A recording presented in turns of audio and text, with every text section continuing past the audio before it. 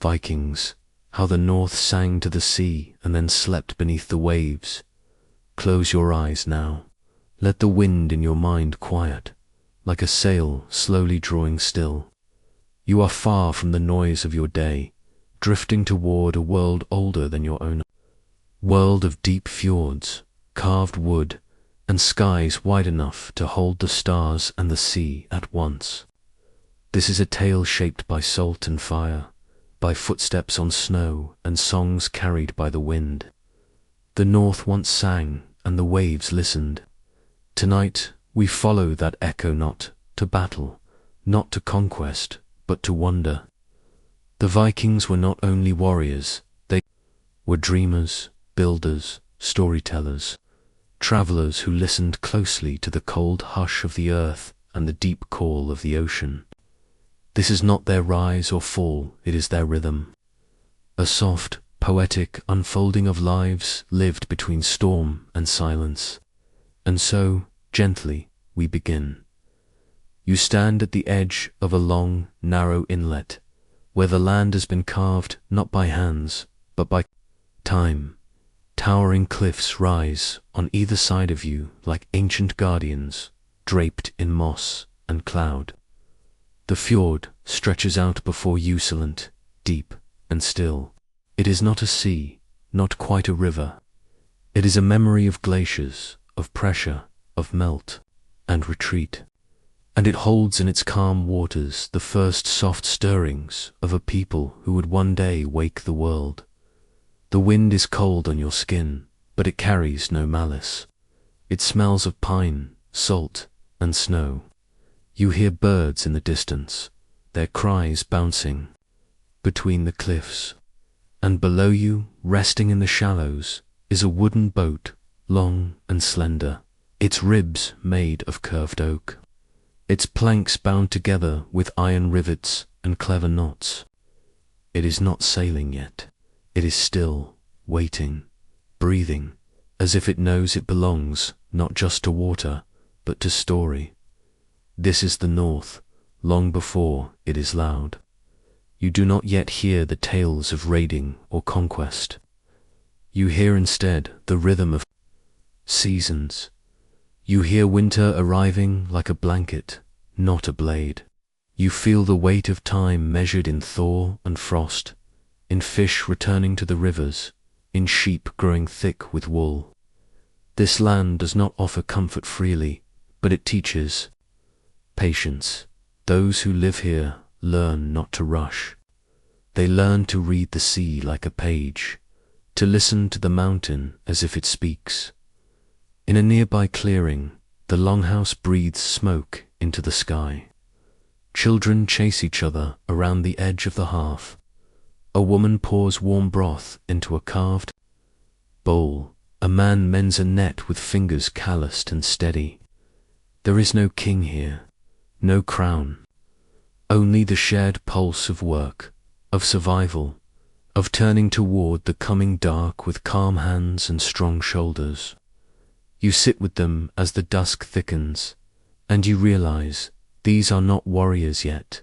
They are caretakers of animals, of wood, of memory. The boat still resting in the shallows is built with care, not haste.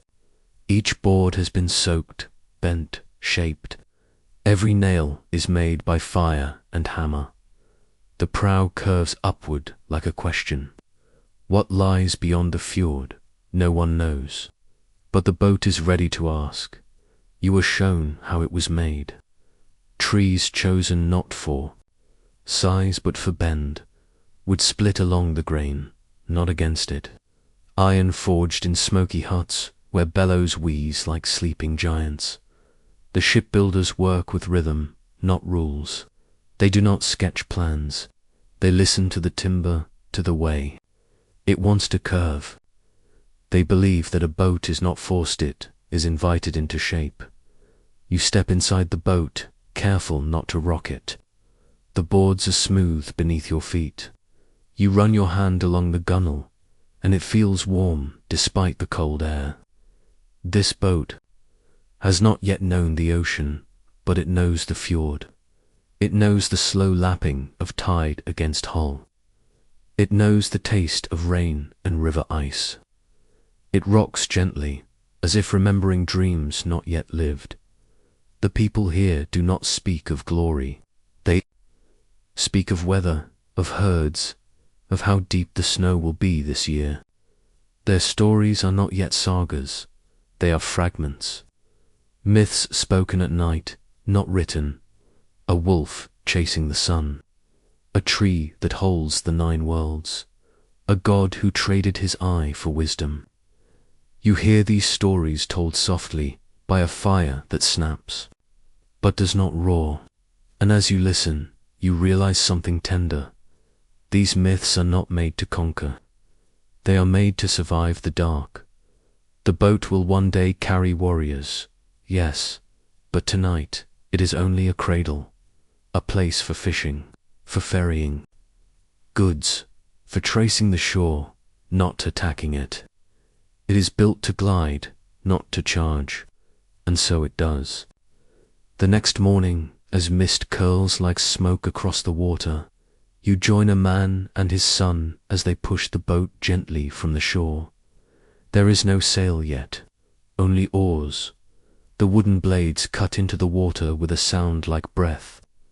You move slowly, through the fjord, between cliffs that rise like frozen waves. Reflections ripple, fish dart beneath the surface. The boy points to a seal perched on a rock. The man rows without speaking. He does not need to talk. The boat speaks for him. This is the beginning of a long story, but you do not rush it. You are here for the first note in the song. A boat not yet bound for fame. A people not yet feared. A world not yet shouted. You drift for hours through the hush of water and pine. At midday, the man casts a line, and soon a fish is pulled into the boat with a soft, wet thump. The boy laughs, the man smiles. The fjord holds the sound, then lets it go. You eat together, quietly, the fish cooked over a fire lit on a flat rock. You taste salt and smoke and simple joy. Later, as the sky begins to dim, the boat turns back. The oars move with the same steady rhythm. The fjord narrows. The village appears again, its roofs dusted with frost. You step ashore, heart warm despite the chill. The boat rocks behind you, still floating, still waiting. You look back once more before stepping into the longhouse. The stars are beginning to show, mirrored in the water. The boat rests like a thought not yet spoken. It will leave one day. It will cross oceans, carry axes, chase horizons. But tonight it dreams only of home, and so do you. Sleep comes quietly now, like the sea folding against the shore. You close your eyes to the sound of gentle lapping. The boat is there, beneath the stars, cradled in the fjord, waiting for morning. The wooden walls creak softly as the wind leans in, not to threaten, but to greet. You step into the longhouse slowly, letting your eyes adjust from the dusky blue. Outside, to the flicker of amber inside. The air is dense with the smell of peat smoke, roasted fish, pine resin, and wool. It is not unpleasant. It is the scent of living close to the earth. The room is long and low. A single great chamber beneath a gently curved roof made from beams so old they seem to grow from the soil. Rows of thick wooden posts run down the center like tree trunks, holding up a forest ceiling. They do not shine, they breathe. The wood is warm with years. Every scratch has a name behind it. Every knot remembers a storm dot inside. The heat of the central hearth pulls you forward. A wide fire crackles on a raised bed of stone. Above it, a hole in the roof opens like an eye to the sky, letting the smoke drift up and out like thought. You sit down on a worn bench, soft with fur. There is no hurry. There is only time. Around you, families sit close. A child curls into her mother's side. A dog lies with its head tucked between its paws. Old men run their fingers over carved handles. Young boys knot rope and string with fidgeting focus. The longhouse is not grand, but it is complete. Everything needed to live is within these walls: food, fire, tools, memory. It is less a house and more a body, living and breathing with those inside it. Someone ladles broth into wooden bowls, and the steam rises in threads. You accept one, its rim smooth with use. The flavor is simple: fish, barley, herbs dried from the summer sun. But it fills you in a way no feast could. It is warmth made edible. A woman sings softly in a corner. She is weaving, her fingers dancing over threads, her voice low and rhythmic like a lullaby meant more for the room than for any one listener. The walls are covered in tapestries, not grand portraits, but scenes: boats with curved prows, men with axes, horses with flowing manes. There are gods stitched into the cloth, their forms stylized but familiar. Odin, one eye closed in thought. Freya, riding her chariot pulled by cats. Thor, red-bearded and laughing with his hammer raised. These gods are not distant. They are woven right into the room. Stories drift like embers from the hearth. No one announces them. They rise in conversation, in questions from children, in memories too heavy to hold silently. You hear one now old man describing a storm that cracked his ship in half. He speaks slowly, without drama, as if reliving the moment through each word. When he finishes, the room does not erupt in applause. It breathes. The silence after is as full as the story itself. This is how history lives here, not in scrolls, but in tongues, not on paper, but in pause and breath and shared firelight. You feel how old these words are. You feel how they've been shaped by generations, sanded smooth by the telling. They are not just stories. They are how this place remembers itself. You stretch out on a fur-covered bench and feel the heat of the hearth reach your skin. Above you, herbs hang from the rafters: dried thyme, wild onion, a few berries strung like beads. A woman checks the knots and tucks something into a pouch at her side. You ask nothing. You listen. The rhythm of the room becomes your own. Slow, repetitive, safe. Someone sharpens a blade in a corner with slow, deliberate strokes. Someone else knits, her needles clicking faintly beneath the crackling wood. A man plays a soft note on a bone flute. It's barely audible, like a breath held too long and then let go. There is no electricity, no paper walls, no machines humming from another room. And yet, everything you need is here: warmth, light, sound, presence. You realize how thin the modern world has made the concept of home. Here, the walls are thick enough to hold generations. You run your fingers over a post and feel the fingerprints of those who leaned there long before you. Outside, the night thickens. Snow may fall soon, or only frost. It doesn't matter. Inside, there is only firelight and the calm rhythm of survival. The longhouse does not rush. It does not age. It holds. The young ones begin to yawn. A girl is pulled gently under a blanket of wool. A boy rubs his eyes and curls into the crook of his father's arm. The fire dims. Someone places a fresh log onto the embers, and it catches slowly, as if reluctant to rise. Sparks dance like tiny spirits up the smoke hole, into the stars. You think about how many nights like this have passed before, how many winters pressed against these walls.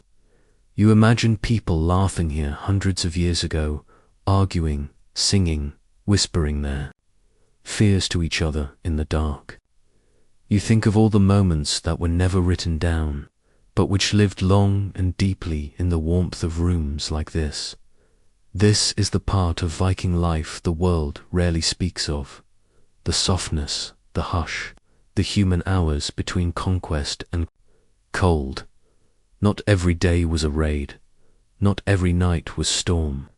Most were like this: fire, bread, voice, sleep, and so you lie back, your body full of warmth, your thoughts gently unraveling like thread from a spindle. You feel the longhouse around you, not a cage, but a cocoon. You are not in a museum. You are not studying history. You are living inside its breath. You close your eyes. The wind sighs. Against the outer wall, the boat waits outside in the fjord, but inside, the longhouse breathes, and so do you. The air is still, but it holds weight. It tastes like snow and pine resin, cold but familiar. Somewhere nearby, a fire crackles low, its light pulsing against the edges of the longhouse. You step outside before dawn, where frost flowers bloom silently across every surface, each one fleeting, delicate, and brief, like myth, like memory. The gods are already here, not seated in thrones or held in golden frames, but waiting at the edge of thought. You don't see them first, you feel them. A shift in wind, a hush between the cawing of birds, a glint on the water that lasts too long. In this place, stories are not entertainment. They are the way the world breathes. You walk toward the woods. Your boots press softly into snow, not deep, but fresh. Each step feels like an offering. You follow a path trodden by generations, yet it shifts slightly with each new footfall. That is the nature of myth. It holds shape, but not boundary. It invites change. It remembers your voice. The forest is full of the old ones. Not deer or fox or bear, though they too carry silence like wisdom. But something else walks with you, unseen but not absent. The Norse gods. You don't call them out loud. You don't need to. They are not summoned, they are simply noticed. Raven lands on a crooked branch above you, its eyes dark and watchful. You think of Odin, not as a ruler draped in gold, but as a wanderer, cloaked in grey, beard tangled, one eye missing, not lost, but traded for wisdom. He walks the worlds like a question. You imagine him sitting on a rock in these woods, listening to your footsteps and smiling without sound. He is not alone, Thor rumbles in the distance, not in anger, but in sleep. You feel his presence in the weight of the clouds, in the bark of trees swollen with rain. His hammer, Millennia, does not just crush it, blesses, protects. You have seen it carved on necklaces, worn by farmers and fishers, not warriors. It is a shield against storm and fate. And then there is Loki. You feel him in the way your thoughts scatter, in the small flickers at the edge of certainty. Not evil, not good, just change, just curiosity wrapped in a smile. He lives in fire. Yes, but also in laughter that carries a little too long, in questions you cannot answer, in truths that bend but don't break. The Norse gods are not clean. They are not polished. They bleed. They weep. They betray and forgive and rage and mourn. They are not worshipped to be feared. They are remembered to be understood, because they echo you. You reach a clearing. In its center stands a stone circle, half buried by snow. Here, long before language wore uniforms, people knelt and spoke to the sky. Not in submission, but in kinship. They believed the gods could hear them, not because they were higher, but because they were near. A girl once stood here. You can almost see her. Eyes wide, fingers cold, her voice barely a whisper as she asked Freya for strength. Not for battle, but for birth. A boy once left an offering, a carved fish for Njord, god of the sea, before sailing. These were not grand rituals. They were small, human, honest. You step closer to the stones. Frost clings to their sides, forming patterns like runes. You place your hand on the nearest one and feel a pulse not of heat, but of memory. It is not speaking, but it is listening. That is how these gods operate. They do not demand, wait. You sit beside the stone, letting the snow seep into your clothes without complaint. A fire would be welcome, but not yet. You want to feel the cold, to understand why these people imagined their gods in such raw elemental forms. Fire, ice, wind, shadow, forces that give and take, that kill and warm, that break and rebuild. You remember the story of Ymir, the frost giant born from ice and heat, whose body became the world. His bones formed mountains, his blood became seas, his skull became sky. There is no creation here without destruction, no beginning without ending. The world in this myth is not gifted, is wrestled into being. An Yggdrasil the Great, ash tree that connects all things. Its roots reach into the deepest realms. Its branches cradle gods and ghosts alike. You imagine it now, towering into a sky so vast it bends thought. Somewhere near its base, Odin once hung himself for 9 days and nights, pierced by his own spear, seeking the runes. Not for power, for meaning. These stories are not read, they are felt, passed mouth to mouth, fire to fire, breath to breath. They are not fixed, they bend with need. One elder tells of Thor slaying giants with thunder. Another recalls him fishing with his brother, patient and tired. The gods wear many faces. They are not statues. They are mirrors. You walk back through the forest, each tree now shaped by myth. That crooked birch is Heimdall's horn. That dark pool reflects Hel's realm.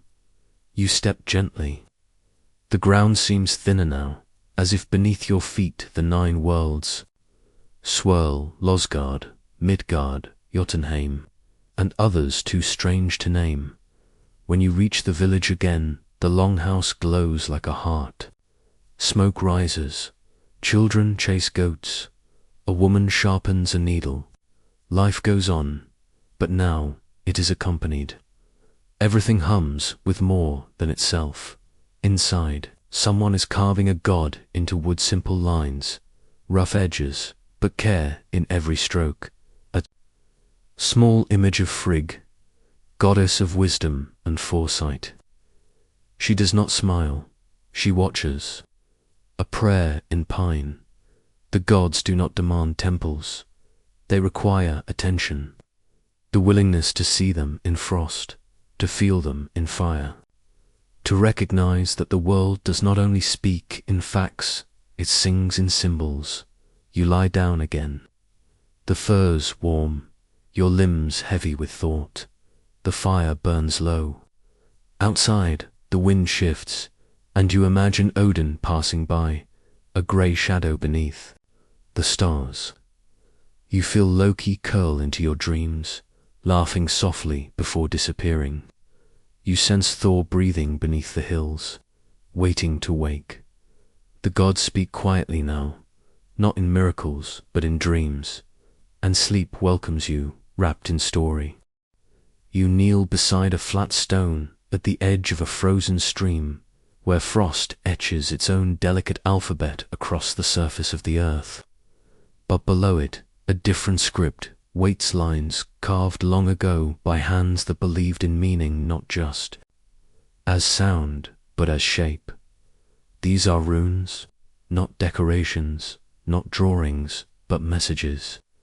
You trace one now, slowly, with the tip of your gloved finger. It feels deliberate, sharp yet soft, as if even time dared not wear it away. The runes do not shout, they murmur, they whisper. They were not made to fill scrolls or compose long speeches. They were made for short truths, for names, for magic. In the north, silence was not a lacket, was a language. The runes carried that silence forward, carved carefully into the world. You watch as a man prepares to inscribe one. His blade is small, curved like a question. The wood before him is pale ash, sanded smooth. He does not begin with haste. He closes his eyes, he breathes. And then, gently, the knife presses down. The lines come not as guesses, but as a memory. Returning, he carves in Algades the rune of protection.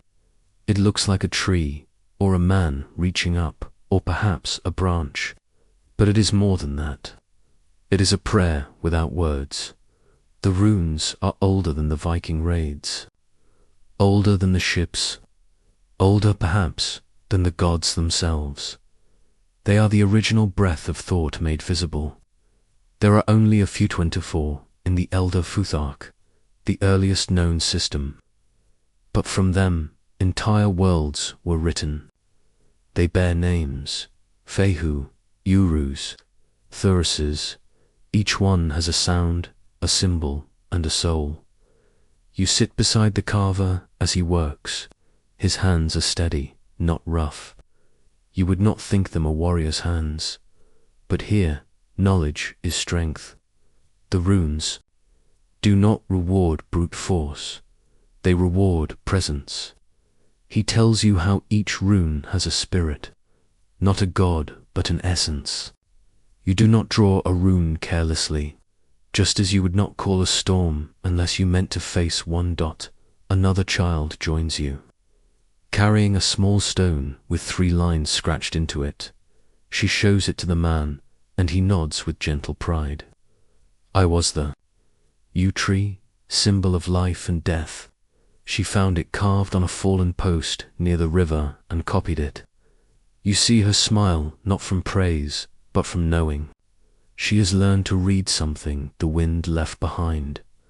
Runes were often carved into bones, wood, stone, even metal. You walk now to a standing stone at the village edge, where old names still cling to its face like lichen. This was no tomb, was a memory pillar. Perhaps it marked a boundary. Perhaps it told a story. You read aloud what you can. Here rests Ragnhild, who rode across cold seas and never dropped her or a life summed not in grandeur, but in endurance. And some runes were hidden. You were shown a spindle with faint carvings on its base, not for display, for the one who spun. Runes for fertility, for protection, for continuity. The Norse believed that symbols could guide fate, that carving a rune was not merely description, it was influence. You do not just mark the world, you shape it. You ask how people learned them. The answer is not simple. Some runes were taught openly, others were secrets, passed from elder to apprentice, or dreamt in moments of stillness. There were rune masters, called Raynar, those who knew more than the surface. To them, runes were doors, to knowledge, to danger, to the invisible. You remember now Odin's great sacrifice, how he hung from the world tree, Yggdrasil, for 9 days and nights without food, without water, pierced by his own spear, not for glory, but for understanding. And from that stillness, the runes came to him, not as gifts, but as revelations, a God willing to suffer for language. You wonder what that says about what words meant to them. Back in the longhouse, the fire burns low and steady. Someone has carved runes into the hearthstones. Others are painted onto the beams overhead. not decoration, direction, the presence of thought. You lean close and read one. Birkenantha, birch, symbol of new beginnings. Fitting. The longhouse is not only a shelter, it is a rebirth. Night after night, a boy pulls out a small bone comb, scratched with a sequence of 3 runes. You translate slowly. Manas, Suillo, Rado, human, sun, journey. You ask him what it means. He shrugs. My father made it. He said it's to remember who I am, what I follow, and where I go. You nod. It is enough. Runes were not only for the sacred. They marked tools, bowls, blades. A trader might carve them onto a chest before crossing rough seas.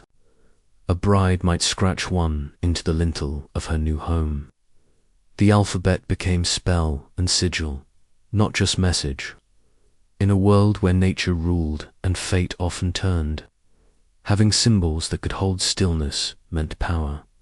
Later, you're handed a small tablet of wax, a new thing, letters etched not into wood or stone, but drawn in reverse with a stylus. The shift to Latin script has begun. With Christianity came parchment, ink, paper. Scribes began copying Bibles, recording royal edicts.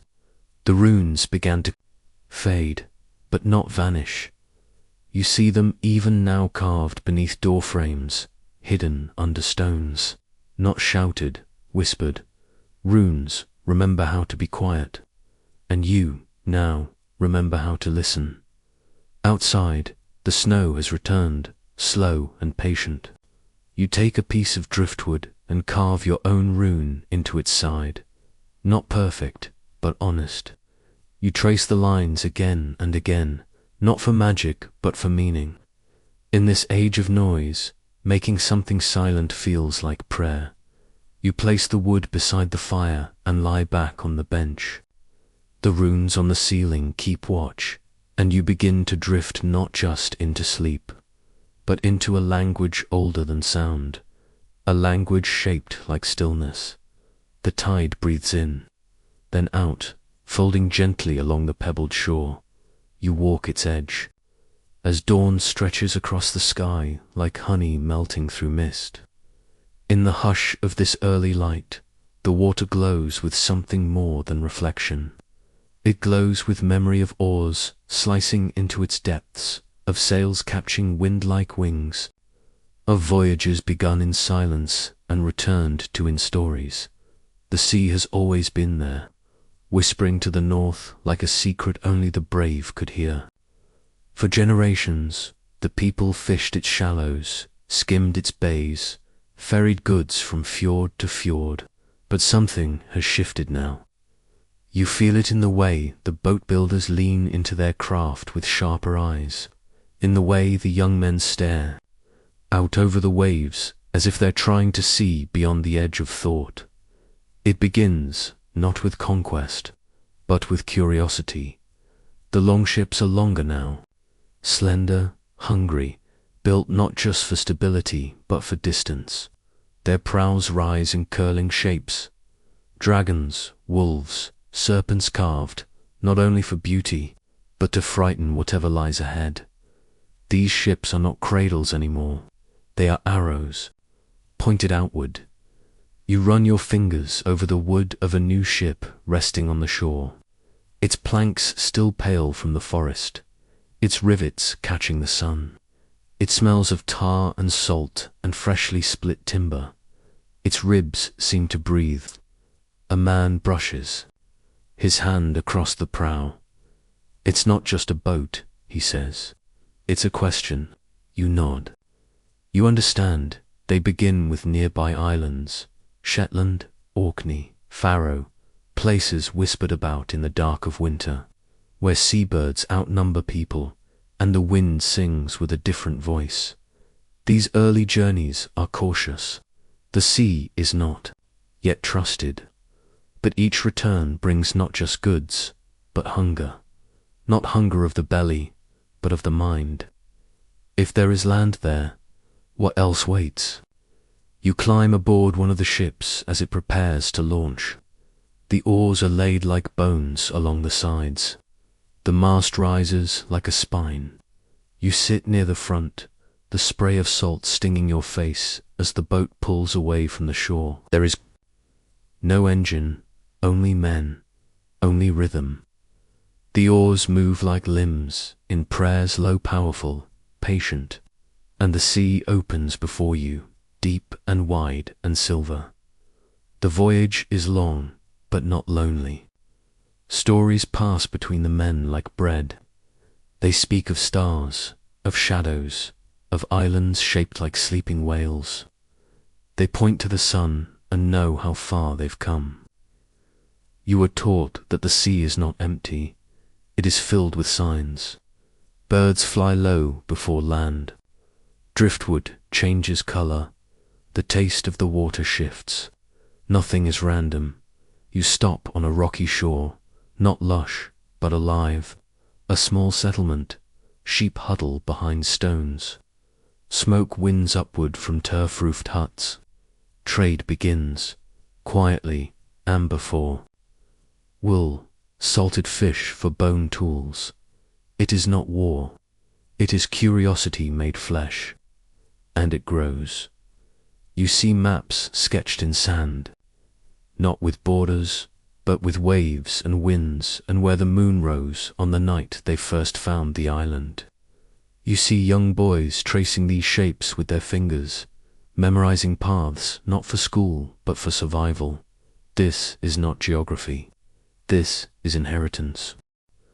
The voyages stretch farther now, to Ireland, to the English coast, to the River Seine, not just to land, but into it.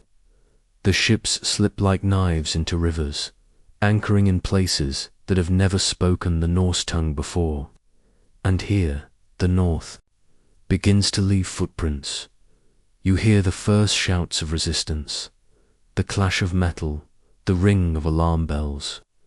These are not only visitors now. Some take, some stay, some never return. The sea carries not just traders, but change. And from it, a reputation is born, Viking. But this chapter is not about fear. It is about awakening. You return to the village where shipbuilding has become song. Children gather driftwood to shape their own miniature boats. Women mend sails with hands that have pulled fish and swaddled infants. The blacksmith's hammer strikes in time with the tide. Every clang, every stitch, every carved line is part of a larger rhythm. The sea has become the center. There are new words in the air: Novinland, Miklagard, England, Normandy. They hang like stars, distant but reachable. The ships are stronger, the sails fuller, the men more weathered. You walk along the shore and find a boy tracing a route into the sand with a stick. You ask him where it leads. He shrugs. Somewhere we haven't sung about yet. You lie on your back and watch the sky turn from blue to fire. The clouds drift like ships. The wind carries a faint chantlo, steady, made of vowels stretched by distance. The sea answers in lapping waves, gentle but insistent. You feel the land tilt slightly, as if leaning toward tomorrow. Not everyone sails.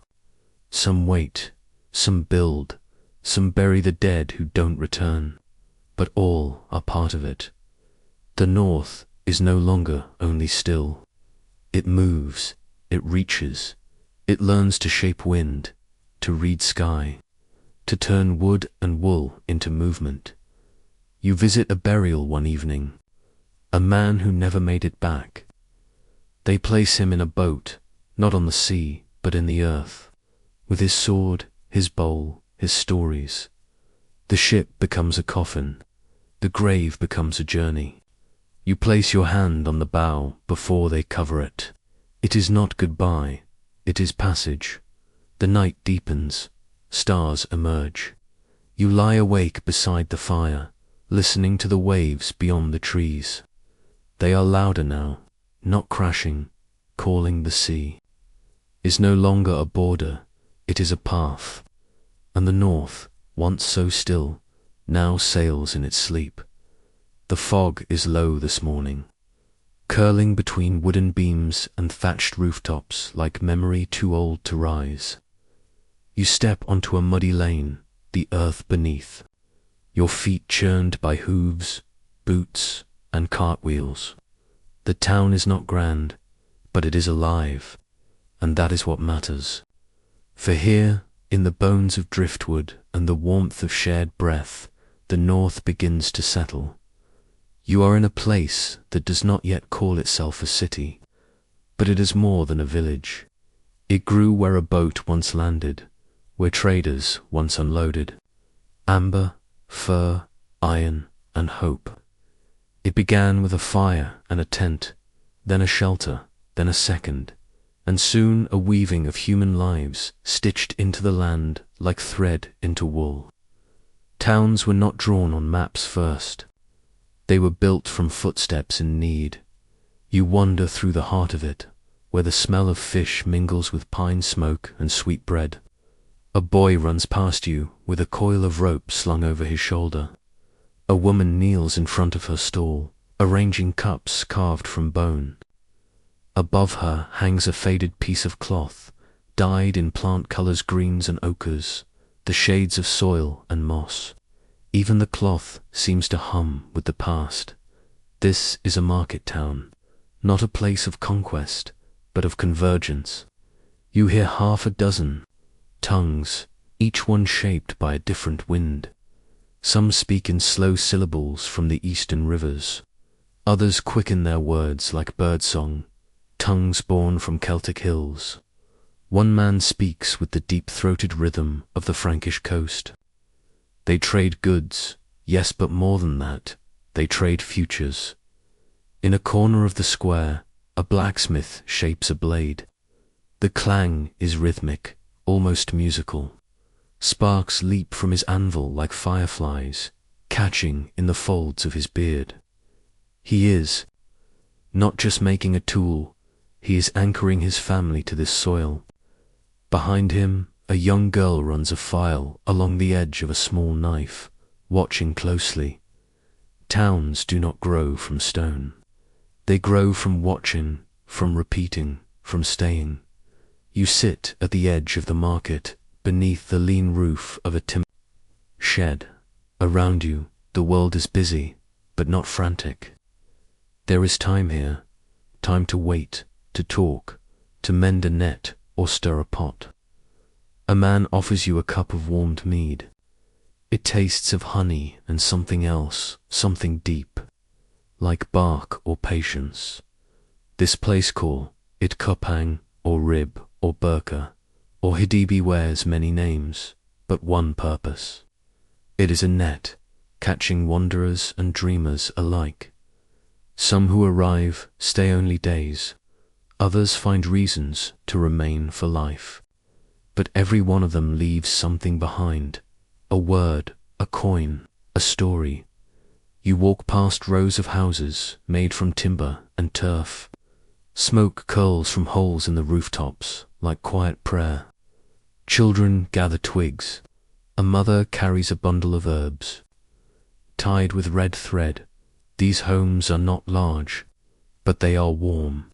You peek inside when there is a loom against the wall, a pot simmering over the fire. Two carved chairs turn toward each other as if mid-conversation. The house has no written name, but it remembers its people. Along the banks of the river, you find boats pulled ashore, some half-built, some being repaired. A man scrapes barnacles from a hole with the care of one combing his own child's hair. A boy fetches nails, humming a tune passed down from his grandfather. They do not speak much, but the silence is full. You ask someone why they built here. The answer is simple. The river bends. It slows here, that's all. But that's enough. A bend in a river invites pause, and from pause, life begins. The town grew not from ambition, but from opportunity. It stayed because people learned to listen. There are craftsmen here who shape combs from antler, who weave nets that hold even the slipperiest fish. There are brewers who coax sweetness from grain, and traders who can tell a man's homeland by the cut of his cloak. There are storytellers, too. One sits beside the fire each night in the town's center, telling tales of gods and ghosts, of men who sailed too far and returned changed. You sit with him one evening, listening as his voice rises and falls like the tide. He speaks of a merchant who once traded with the Byzantines, bringing back silk that shimmered like moonlight. The cloth was gone now, tattered, lost, maybe buried with its owner. But the story stayed, and in that story the silk still shines. Towns are more than buildings. They are vessels of memory. You see that now, even as the wind picks up and the season changes. People do not scatter.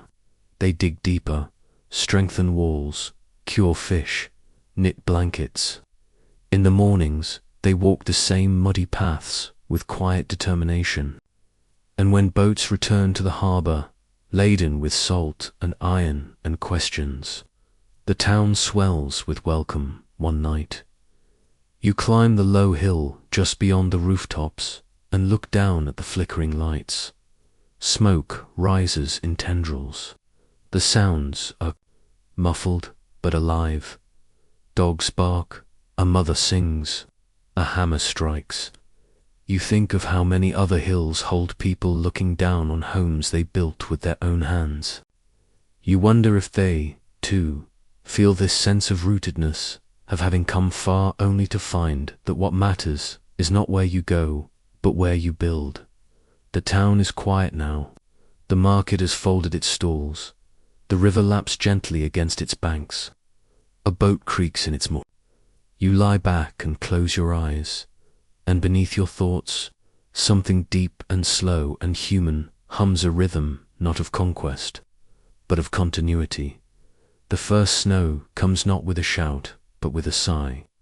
A few white petals drifting in the dark. A silence that thickens, and then a world remade. You step out into it slowly, your breath rising in clouds, your footsteps soft and hollow. The village is muffled, the roofs white-capped, the paths faded. The fields no longer whisper with grain, they lie still beneath the frost, holding memories in their sleep. Winter in the Viking world is not a villain, it is a sovereign presence. Stern, yes, but not cruel. It asks things of you. It narrows life down to its core. The wind strips away what isn't needed. What remains is warmth, story, strength, and patience. These are the months that shape the soul of the North. Inside the longhouse, time breathes differently. You push aside a fur curtain and enter a space glowing with firelight. The hearth is the center, the fire a slow and steady heartbeat. People sit close, not just for warmth, but for each other. Woolen cloaks hang drying along the beams. Smoke rises gently toward the darkened ceiling. No one speaks too loud. Even voices wear furs in winter dot here. The tasks change. There are no fields to plow, no boats to launch. Instead, the world turns inward. A woman spins flax between her fingers. A boy carves a spoon from bone. A girl rebraids rope that was used all summer. These are not idle acts. They are offerings. To time, you join them, your hands learning a rhythm as old as frost. Outside, the snow deepens. The days shorten. The sun rises low and leaves quickly. But the darkness is not feared. It is lit from within. Oil lamps flicker along the walls, their flames caught in polished horn reflectors. The children gather near the fire, where the old man begins to speak. He tells of how the gods, too, must face winter, how even Thor stumbles in the snow, how Loki once turned into a seal to escape the cold. The laughter is soft, but it lifts the room like steam from hot soup. You learn that Yule is coming, the deep festival of winter, not the flickering warmth of modern holidays, but a profound, primal joy carved from the cold itself. The word jail hums in every corner. It means feasting, yes, but also endurance. It is the promise that the world turns, even in its stillness. Preparations begin. A great boar is chosen. Bread is shaped into symbols, circles for the sun, knots for luck. Mead is brewed with spices you cannot name but can feel in your chest. A log, massive and dry, is prepared to burn for 12 nights. The Yule log is not just wood, it is memory made flame. On the first night, the fire is lit with words, not flint. Blessings are whispered. A plate of food is left by the door, not wasted, but offered, for the spirits, for the ancestors, for the land itself. In this world, even the unseen are invited to the table. You sit beside a child who has fallen asleep in their mother's arms. Outside, wolves may howl beyond the trees, but inside there is only breath and warmth and song. The lullabies are not soft because the world is easy, they are soft because the world is hard. And kindness is a kind of armor. Snow piles against the windows. Ice forms beads along the rim of the water barrel. You place another log on the fire. The sparks leap up like stars, crackling as if telling their own stories. You imagine each one as a tale forgotten by the world but remembered by flame. In the deep heart of winter, time slows, and with it, something blooms. Conversation deepens. Silences are shared. Eyes rest longer on the flames, on each other, on nothing in particular. You find that even the wind has different voices. A sharp one that cuts through trees. A soft one that slips under the door to say it's still there. A distant one that sounds almost like singing. Winter, you realize, is not about waiting. It's about remembering, about storing sunlight in stories, about turning labor into ritual, about recognizing that survival itself is sacred. One night, you go outside alone. The snow is untouched. The stars above are piercingly clear, too bright to be kind, but beautiful in their indifference. You walk to the edge of the village where the trees begin again, and there you see it, tracks. Deer, perhaps, or something older. You kneel, place your hand in the hollow print, and feel how it holds a shape not just of body, but of purpose. Everything that walks in winter knows its direction. You return inside. The warmth embraces you like kin. The fire is low now, but steady. You wrap yourself in furs and lie near the hearth. Around you, others sleep, some murmuring in dreams. You hear the creak of the roof beams adjusting to the cold. You hear the fire whispering its final thoughts of the night. You fall asleep knowing that winter is not the end. It is the throne that holds the year's deepest truths. The North bows to it, not in fear, but in reverence, for it teaches how to last, how to love quietly, how to hold light without needing it to blaze. And in that stillness, you sleep. There is a feeling, quiet and cold, that comes only when you look out over a sea with no visible end.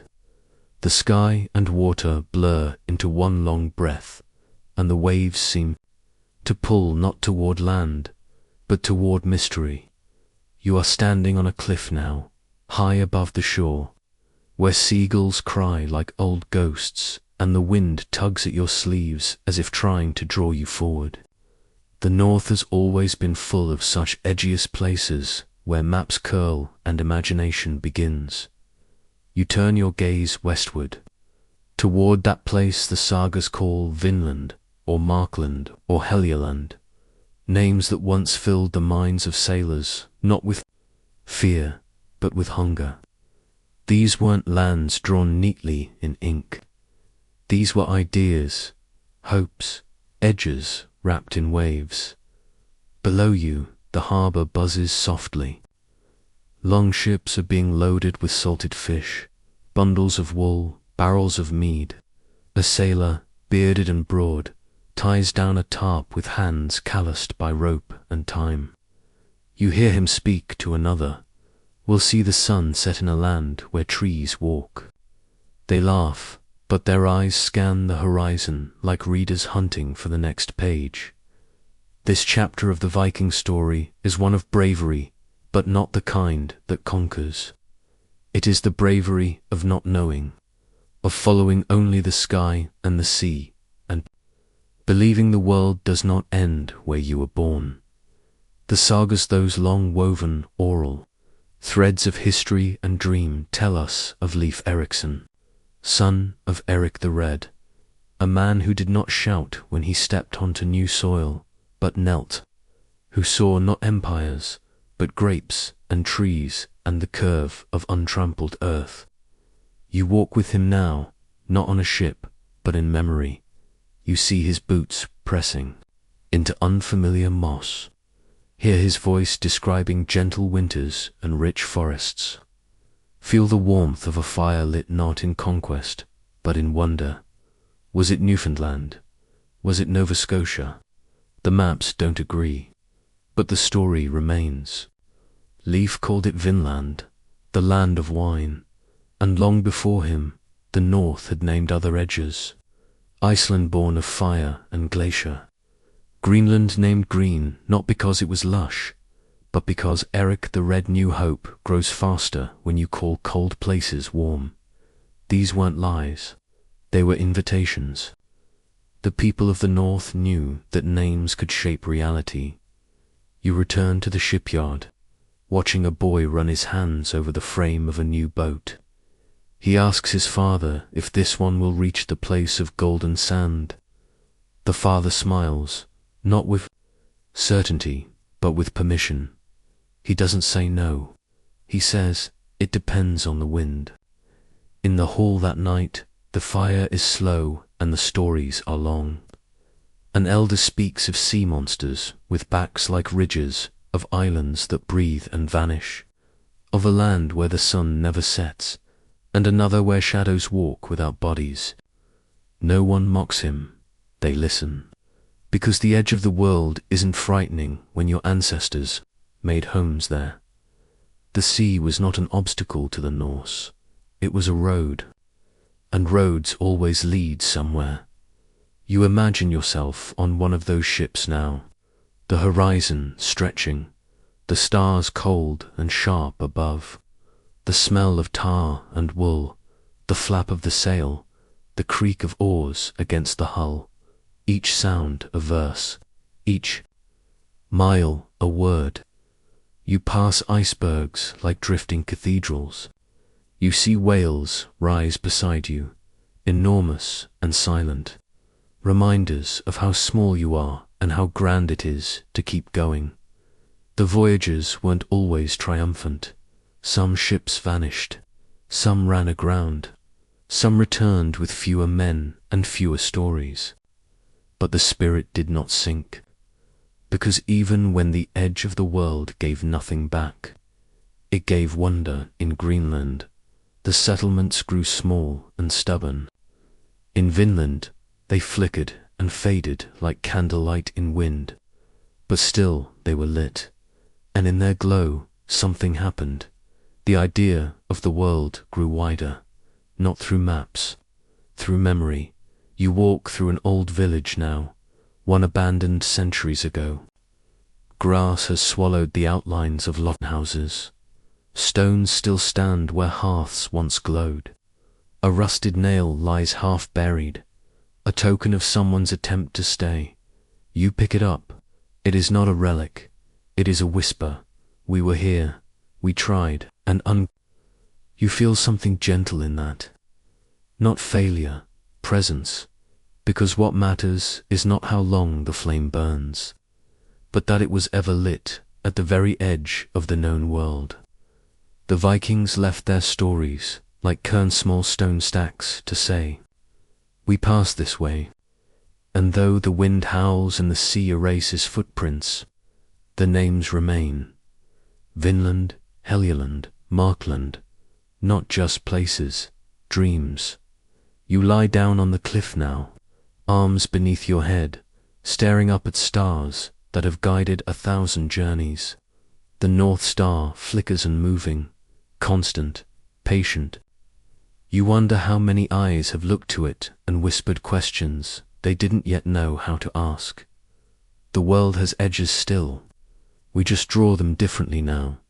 But when you dream tonight, let your boat drift softly toward them. Let the waves carry you to the name that waits just beyond knowing. Let the firelight of the hall fade as sails rise again in the dark and sleep. Sailor, knowing the world is always wider than you were told, the fire crackles low in the center of the longhouse, sending up tendrils of light that dance across the rafters like slow-moving stars. Around you, people gather, close and quiet, their faces half in shadow. No one commands silence, but silence arrives anyway, drawn in by what's about to be spoken. You sit cross-legged on the earth floor, warm fur beneath you, and wait. Then, like a drumbeat too deep to be heard, the first name is spoken. Odin. The word hangs in the smoke like an old bird returning home. The one-eyed wanderer, the god of wisdom, of war, of wandering thought. Not far off and perfect, but close and complicated. A god who gave his eye for knowledge. A god who hung himself on the world tree for 9 long nights, not for glory, but for runes, truth, meaning. You feel his presence not like thunder, but like a question that knows it's unanswerable. They speak of him not as worshippers, but as companions. He is the one you invoke when you're about to make a choice that could break you. The one you whisper to when you need courage, not clarity. A god for poets, for kings, for the lonely. Another log drops into the hearth and sparks fly upward. Thor. His name rumbles in your chest. The thunderer, the skybreaker. His hammer, Mjolnir, is not just a weapon, it is a promise, protection, order. The sound of hooves on frozen ground, of a storm riding down the mountainside. You see him not on a golden throne, but striding through a snowfield, red beard wet with rain, laughter like rolling boulders. People wear his hammer around their necks, not as jewelry, but as shield. To wear it is to say, I am not afraid to stand tall then. Another name. Freyja. The goddess of love, of death, of beauty that weeps and bleeds. She rides a chariot pulled by cats, they say, wears a necklace forged from desire and sacrifice. She chooses half the dead to dwell in her halls, who fought bravely, those whose passion burned brightest. She is not soft, she is strong. When people speak her name, their voices lower not in fear, but in awe. And Loki comes too, always. Not summoned, but inevitable. The trickster, the shapeshifter, the fire that both warms and consumes. No one trusts him, yet no one can tell a story without him. He breaks things, yes, but sometimes he breaks what needed breaking. A reminder that gods, like people, are not carved only from light. The gods of the North are not flawless. They do not pretend to be. They make mistakes. They love. They grieve. They fall. They reflect the people who believe in them, fierce, proud, wild, weary. When a family lights a fire before setting sail, they do not ask the gods for safety. They ask for strength, for memory, for meaning, even in loss. In the corner of the room, someone plays a low rhythm on a drum made of stretched skin and bone. It sounds like a heartbeat slowed by age, and with each beat, you are drawn deeper into their world, not just the myths, but the moments between them. You learn that belief here is not confined to temples. It lives in carved doorposts, in runes scratched into bowls, in songs sung during childbirth. A woman draws a symbol onto her child's forehead, not to convert, but to connect, to remind the child that they are not alone in the vastness of life. The gods are in the trees, in the wind, in the shape of clouds. They are not always named, but always near. The stories swirl around you like smoke, of Baldur's golden death, too beautiful to last, of Tyr who placed his hand into the wolf's jaws, knowing he would lose it, of Skadi, the snow-sharp goddess, who chose her husband by the shape of his feet and found herself wedded to disappointment, of Enjed, who loved the sea and couldn't live long away from it. Each tale is more than a tale. It is a lens, a lantern, a lullaby. Outside, the wind rises. You can hear it press against the wooden walls like a god pacing in thought. The flames flutter. Someone tosses a handful of herbs into the fire, and the scent of juniper and smoke fills the room. You close your eyes and feel the warmth not only of flame, but of something older, the kind of warmth that makes you think of ancestors standing in the same light, hearing the same names, feeling the same questions. Why do we suffer? Where do we go? What matters when the snow returns? There is no single priest here, no book to follow, just memory, just breath, belief passed in stories, not rules. No one tells you to believe. They show you that belief already lives inside you, and sometimes, in the deepest hush of night, a god might come. Not in thunder, not in prophecy, but in the way a spark refuses to die, in a dream, in the knowing that you are small but never forgotten. The story's close now. The fire is lower. A few people hum an old tune with no words. You lie down on a bed of woven straw and furs. The gods curled around you like thought, not above you, beside you, like the fire, like the wind. And as your eyes close, you whisper one of their names, not as a prayer, but as a reminder. You are part of something older, something wide as the sky, something that walks with you even when you cannot see it. Sleep now, for the gods are near. The morning is grey and still, and the mist clings close to the earth like a memory that doesn't want to lift. You walk along a narrow path, boots soft on damp moss, until you see them rising out of the soil tall. Thin stones, some leaning slightly, others stubbornly straight. They wait here like forgotten sentinels. Their faces are not smooth. They are lined, scarred, written upon you. Approach the nearest one and place your hand on it. Cold, solid, a body of time. You trace the curling grooves of runes lines that bend like rivers, fork like branches, crisscross like thoughts. These are not just symbols, they are sounds, and the sounds are names, and the names are stories. This is a runestone, but it is more than a monument. It is a message from the past meant to outlast even memory. The Vikings did not write novels or keep scrolls in libraries, but they carved. And what they carved was heavy not just in material, but in meaning. A stone might say, Gunva raised this for her son, who died across the sea. Or, Eric built this bridge in memory of his father. Some are brief, some wind in long poetic curves. But every one is an attempt to preserve something before time can take it. You walk slowly among them now. Each stone is different, some tall as trees, some barely taller than your knee. One has an image of a ship, its sail wide, its oars reaching. Another shows a curled dragon, its tail tangled around the words. These are not decorations.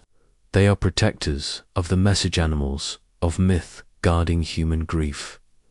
The carvers were called runemasters, craftsmen of silence and precision.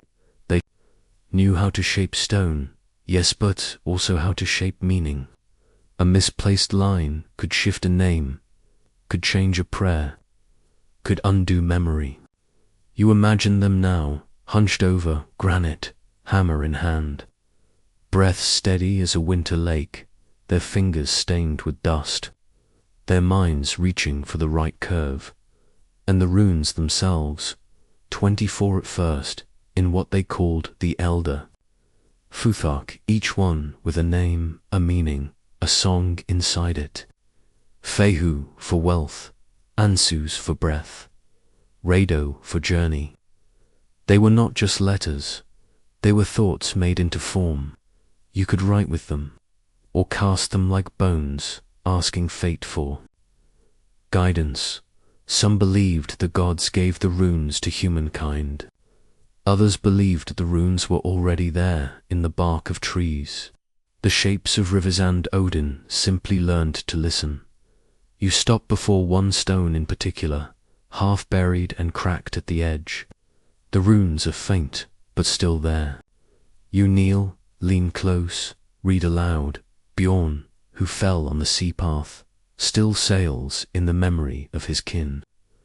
You speak the words softly, like an echo brought home, and for a moment it feels as though Bjorn hears. Or maybe you are the one being heard. The stones are often placed along paths, not hidden, not sealed away in temples, but where travelers pass, where someone might pause, lean on a staff and read aloud, to remember, to honor, to know they are not the first to pass this way. Even now, centuries later, they remain, some worn almost smooth by rain and wind, others still sharp, still stubborn, still speaking. You ask someone in the village why the stones matter so much. The answer is quiet, because names are heavier than time, and so they're carved into stone. You walk through the village and see runes elsewhere too, scratched into wooden beams, inked onto skin, woven into patterns on cloaks and belts. They're not just for the dead, they're for the living too.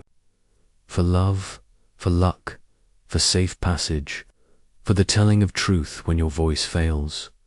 A woman shows you a small pendant hanging from her neck, a single rune, Alcus the one for protection. She wears it not out of fear, but out of faith. Not in gods alone, but in the old wisdom, in the idea that even silence can be guarded by shape. You begin to feel it too, how the world is full of quiet weight, every name a stone, every story a carving. That night, beside the hearth, someone begins to recite a rune poem. It is not long, it is not loud, but it settles into the air like ash from a steady fire. The grave is not the end, if the name is remembered. A stone does not speak, but it waits, holding the sound of what we loved. You lie beside the fire and think of all the things you've seen, the towns and the ships, the gods and the winter, and you realize all of them are held here in these lines, these etched reminders that what was once lived still matters. The runestone does not ask to be worshipped, it only asks to be read, to be understood, to be carried, if only in memory. And as your eyes close, you dream of carving your own name, not for glory, not for pride, but so that someone, someday, might Stop beside your stone, run their fingers along the shape, and say, "You were here, and you meant something. Sleep now. Let the stone hold watch. There is no sharp sound, no signal in the sky, no sword dropped on stone to mark the end. The world simply begins to change its rhythm. One day, a market is smaller than the year. Before one winter, the stories are told with fewer names. A boat is built more for trade than war. And in these quiet turns, the Viking world begins to end. But not in ruin, not in fire, not in shame. You wake in a town where the sea still hums its ancient tune, and the people still greet the day with wool cloaks and strong hands. Yet something has shifted. You notice it in the way the younger ones speak in softer tones, with less thunder in their myths. You see it in the marketplace, where coins from far-off Christian lands trade more easily than runes. A wooden cross hangs where once a hammer of Thor was carved. The transformation is gentle, but firm. Christian monks arrive not as enemies, but as scribes. They bring books, strange, fragrant things of leather and ink, and some in the village begin to read. The sagas, once carried in memory and mouth, are written now, captured in parchment. Words no longer vanish with the speaker. They are kept, preserved, but also changed. A chieftain, once proud of his gods, now kneels before a different altar, not because he was conquered, but because the winds of power have shifted. His sons speak Latin phrases and learn new prayers. His wife still lights candles in secret for Freya. This is not a betrayal of the old gods. It is a blending, a soft merging of belief into new robes, new rituals. In one corner of the land, Odin still walks in dreams. In another, Christ hangs from a cross carved by Norse hands. The people do not shout in anger. They whisper in transition. You sit by a blacksmith's fire. He's an old man now, and his arms carry the stories of 50 winters. He tells you that the world is not ending, it is maturing.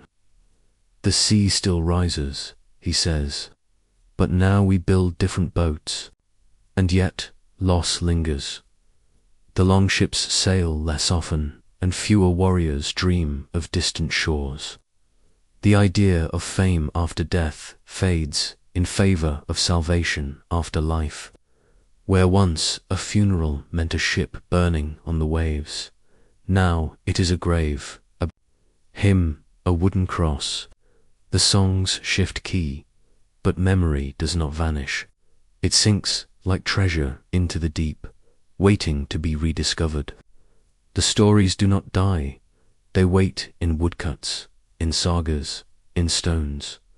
You walk through a town that once launched raids across kingdoms. Now it watches the sea quietly. Children play near the docks. A church bell rings from a tower built beside an ancient grove. The wind carries both sounds, the chime of change and the whisper of what came before. And the language changes too. Old Norse bends into new shapes. Words that once named gods now name days of the week. Tuesday for Tyr, Thursday for Thor, Saturday still holds Saturn's ghost. The gods are folded into time itself. You pass a man carving a wooden crossbutt. His belt still carries a knife shaped in the old style. In his silence, you hear both worlds speaking. He bows his head before the cross, but he sharpens his blade the way his father did. You find an old runestone half buried beside a church. The priest walks past it daily, but does not remove it. When asked, he says, it holds a name, and all names matter. You kneel there, tracing the runes, the ones carved when belief still crackled like firewood. They still glow, quietly, not every change is welcome. Not every voice agrees. But the land does not break. It bends. And through the bending, a new chapter begins. You sit one evening with a poet. She no longer sings of Ragnar, but of saints and gardens. Still, she smiles when you ask about the old tales. She tells you the story of a woman who wore both a cross and a hammer around her neck. She said one was for the gods above, the poet laughs, and one was for the gods who remembered the earth. The Viking world does not fall. It hums itself into stillness. It places its sword down beside its book. It lets go, not with fear, but with a nod, a farewell, a trust that something endures. You lie beneath the stars, wrapped in the same sky the raiders once prayed to. You think of all that's changed, but also what hasn't. The sea is still here, the wind still sings, and beneath your fingertips, the runes still speak. Sleep now, not in mourning, but in gratitude, for what was, for what remains, and for the stories that sail onward Daven, when the sails have been lowered. You wake not in a longhouse, not by a roaring hearth or beneath the sails of a ship, but in your own time-soft blankets, silent room. A world of screens and signals, yet something lingers from the dream you've walked through. A weight, not heavy, but real. A hum beneath your skin, like the memory of a drum. The north has not vanished. It has changed clothes. You step outside into the cool morning. Somewhere far above, the same stars still trace the paths the Vikings once followed.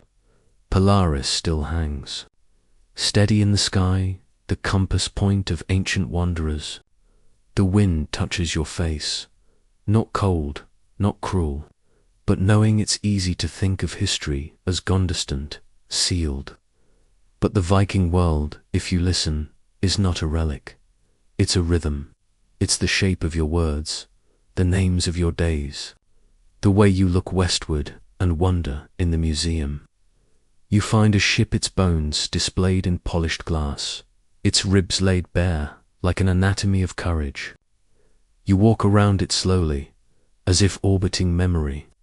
Each plank carries salt, silence, and the strength of hands long vanished.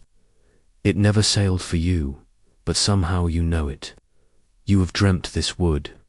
You have heard its creak in the language of waves.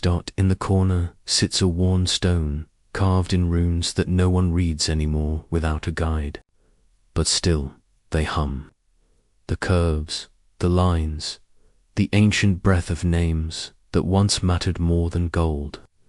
You run your fingers along them, and though you do not speak their sound, you feel their shape settle in your chest.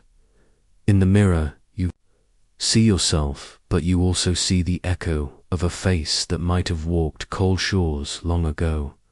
Maybe it's your brow, or the way your hands fold. Maybe it's in your silence. You think of the gods not as idols, but as metaphors with skin.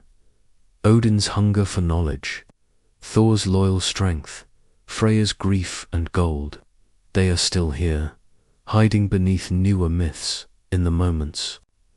When you ask for more than reason, when you cry out and no one answers, but still you feel held, the gods of the north do not disappear.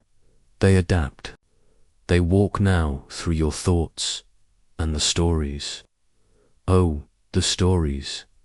They live still, retold in poems, in novels, in songs you hum without knowing why. They stretch their bones through television screens and comic books, reshaped but not replaced. Ragnar still sails, though his name is now carried by pixels. The tales did not die. They simply changed boots. You travel maybe not by long ship, but by plane, by foot, by dream, and still you seek edges. You still feel the thrill of the unknown horizon.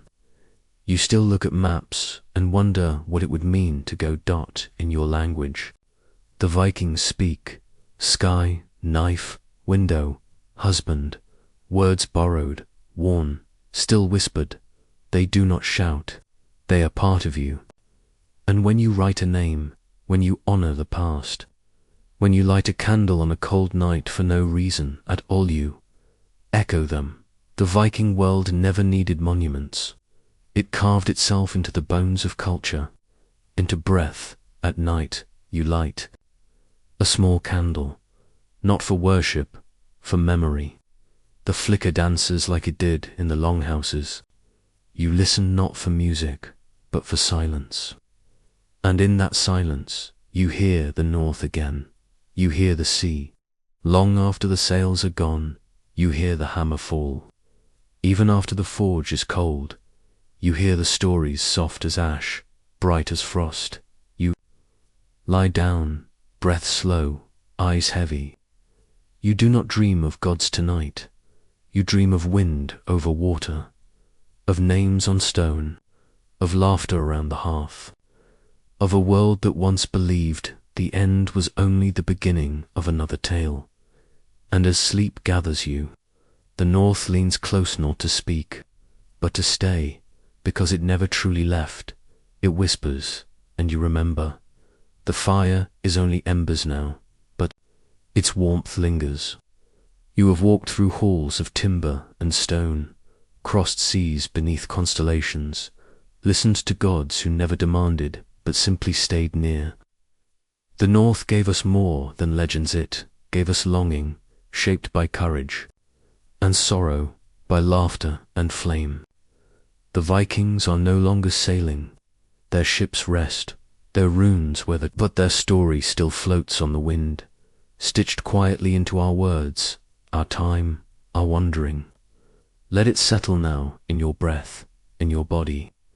The North has gone too. Sleep beneath the waves. But it still sings, softly, if you know how to listen. Sleep well. The journey is held. The sea is calm.